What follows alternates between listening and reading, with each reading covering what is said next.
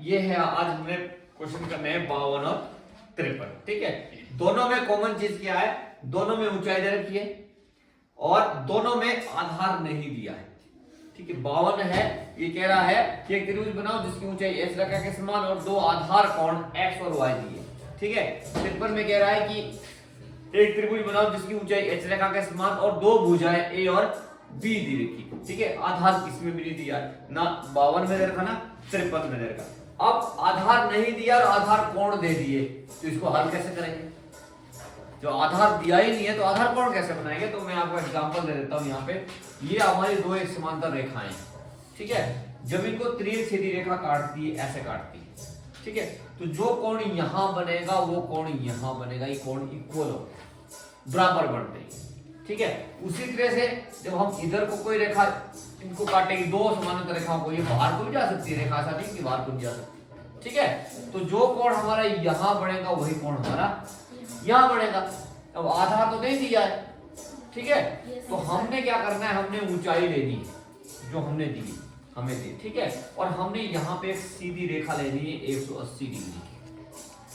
ठीक है, 180 डिग्री की हमने सीधी रेखा लेनी है। अब हमारे पास एंगल दिया हुआ x, आपने क्या करना है, यहां से ये हम यहाँ पॉइंट का नाम देते हैं ए से आपने चाप लगानी है इतनी, जितना ये हमने यहाँ पे चाप लगा है। ठीक है, कितनी चाप, जितना ये बड़ा है उतना हमने यहाँ इसको काट देना है, जैसे हमने यहाँ काटा है। ठीक है, तो जब हम इसको मिलाएंगे तो यहाँ पे जो भी कोण बनेगा वो इसके बराबर बनेगा। इसको ऑपोजिट जो कोण होते हैं ना, ये ऑपोजिट कोण इक्वल। ठीक है, तो ये हमारा कोण बन गया x।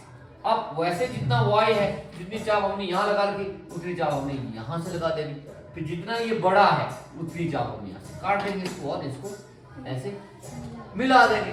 ठीक है, तो ये आपका आ गया कोण y।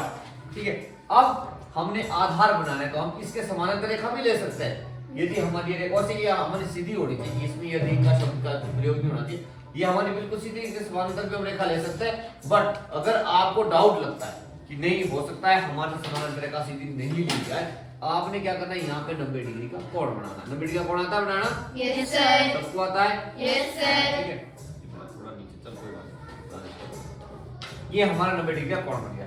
अब अगर ये रेखाएं थोड़ी छोटी लेकिन इनको बड़ी कर दो, ठीक है, ये हमारा आ जाएगा बी, ये आ गया हमारा सी।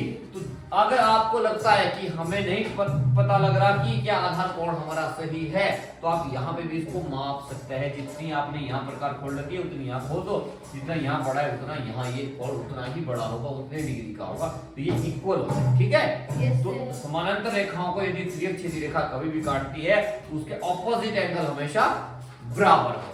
ठीक है, इस तरह से यदि आपको आधार नहीं दिया है, ऊंचाई दे रखी है और दो आधार कोण दिए, तो आपने ऐसे इसको हल करना है। अब अगला हम करते हैं, इसमें क्या है, दो भुजाएं दे रखी है, कोण जैसा मर्जी दिया, कोण से कोई लेना देना नहीं, हमें भुजाएं दे रखी है, तो ये तो बहुत आसान है। पहले क्या करते हैं, इसमें पहले हम इसमें आधार बनाते हैं। हमने क्या करना है, पहले इसमें हम आधार बनाएंगे तो 90 डिग्री का कोण ले लेंगे। यहाँ